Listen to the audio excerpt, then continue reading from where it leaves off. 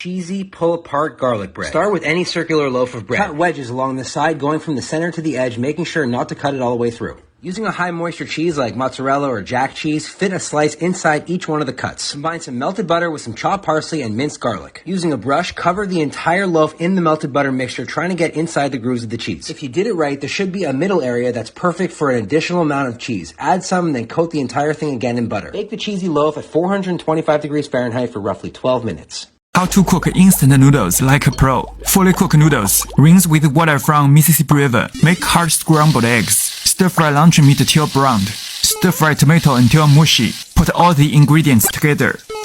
Add all the seasoning packs. Sprinkle cilantro. Well mix it. Done and dusted. Out of this world.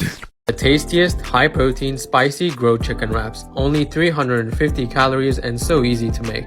Slice your chicken into strips, then add garlic, oregano, paprika, onion powder, chili flakes, salt and pepper, and squeeze your lemons. If the color doesn't change, it's not well seasoned. Then cook on medium heat for 8 minutes till golden brown.